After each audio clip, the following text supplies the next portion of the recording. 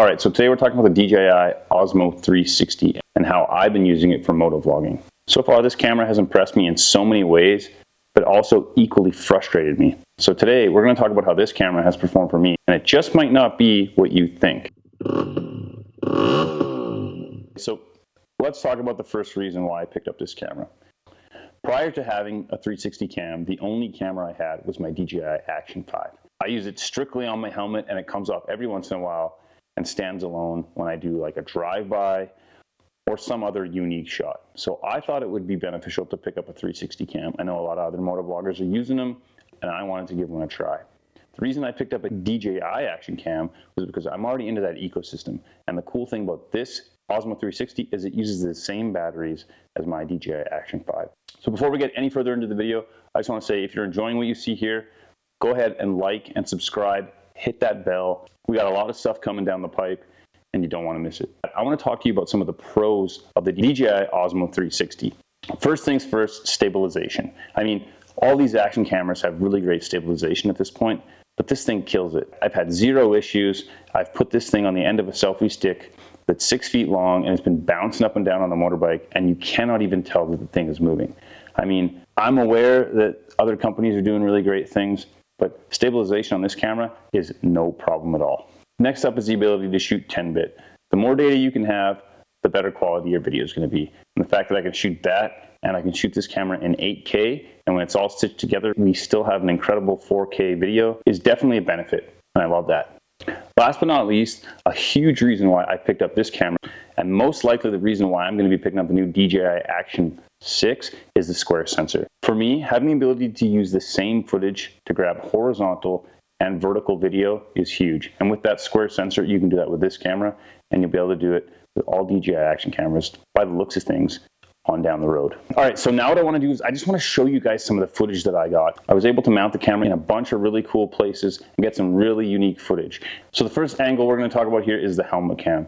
Putting the camera on my helmet, just like I do with the Action 5 using my chin mount, enabled me to grab the same type of shots that I would get with the Action 5, but if I wanted to make any tweaks in regards to that field of view, I was able to do so, and that was pretty cool. One thing I can say is it's definitely a little bit heavier on the helmet than the other Action cameras. I mean, not so heavy that it's a deal breaker, but the extra weight is definitely there. All right, so the next thing I did was I took the selfie stick and I extended it out, and I was able to get a side perspective of me on the motorbike. This perspective to me is really cool. It almost gives you the impression that you're using a drone to shoot.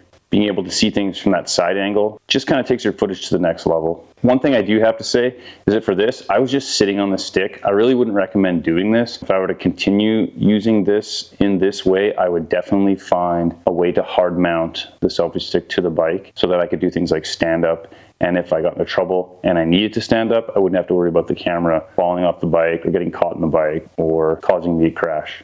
So another way that I mounted this thing, which I thought was pretty cool, was what I guess I'll call the backpack view. I took the selfie stick and I stuffed it down my backpack into the very bottom, and I did the backpack up and I lifted it up away from me. So it gave me this really cool top-down perspective.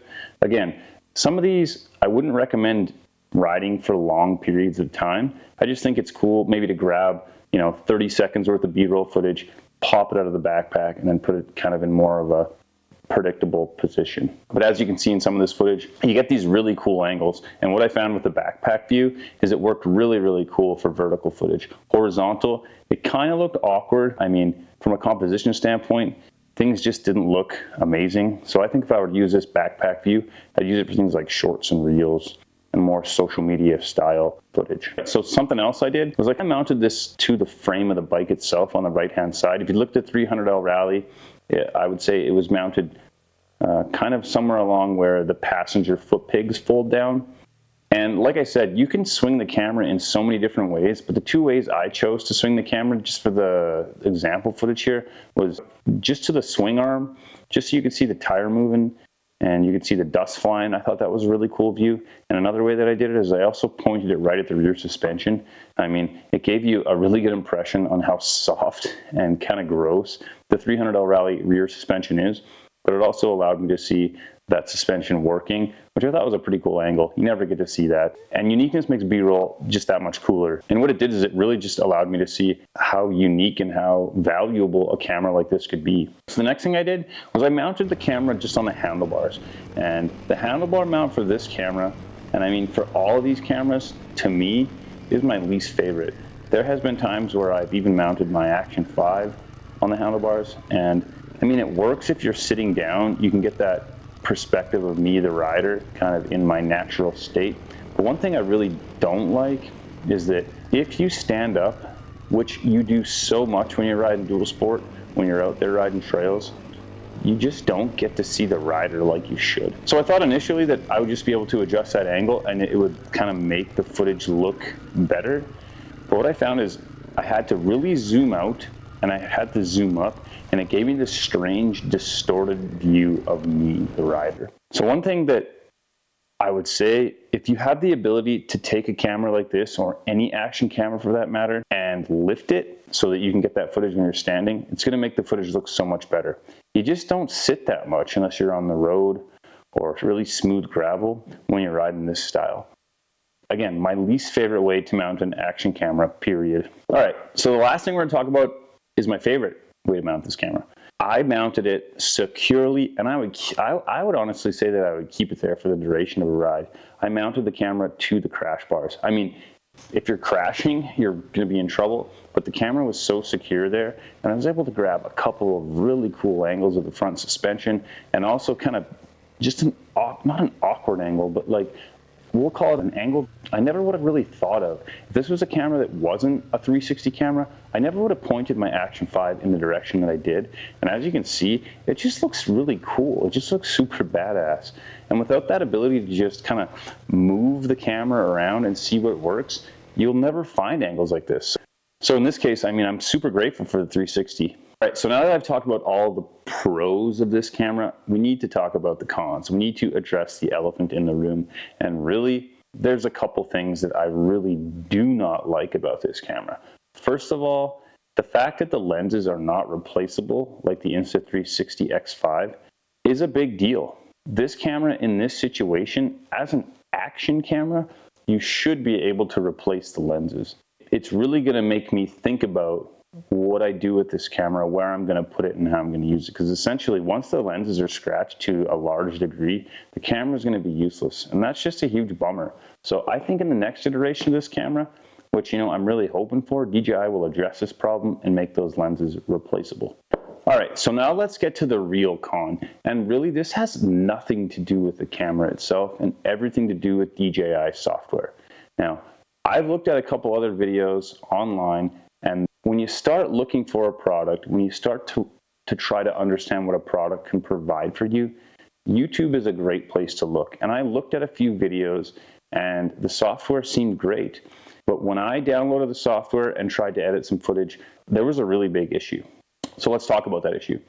For me, on the Mac, which they say shouldn't be a problem on the Mac, you have no ability for intelligent tracking. Now, this is a big deal. If I want to put my helmet in the frame and keep it in the frame for the 30-second duration I want to use B-roll, I can't do that on the computer. Now, right now, my workaround is that I can do that on my iPad, all right?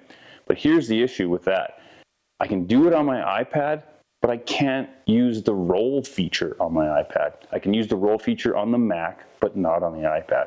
So what I basically have to do at this point is I have to edit the footage that I want on my iPad Pro, put it in Dropbox, pick it up in Premiere Pro, and then plunk it into my videos. And that's a huge pain in the ass, and I don't want to do that. The next thing that is disabled grayed out on the Mac software is the keyframe options. I have no ability to have the computer keyframe my videos for me. And again, this is a big deal.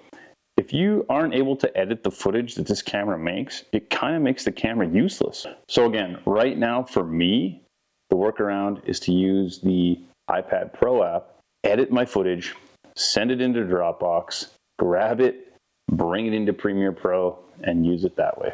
So in saying all of this, that brings me to the final point. Do I love this camera? Would I buy this camera? And would I recommend this camera for you?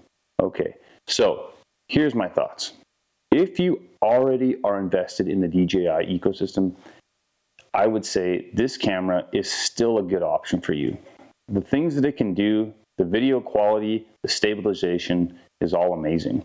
The software hangups, my hopes are, fingers crossed, that eventually DJI will address this and there will be an update and we'll be able to access all the features that this camera can provide. Another reason I would say you should pick up this camera is because it's around $300 cheaper than the Insta360 X5. So if you're looking for amazing footage, really cool B-roll, and the ability to do things that a regular action camera just can't do, I would say pick up this camera. You're not going to hate it. And also, speaking of amazing footage, if you want to see the install of that Garda skid plate and bash guard system, check the link over here. It's an amazing system that I've loved so far, and in my opinion, it's the best skid plate crash bar combination for the $300 rally.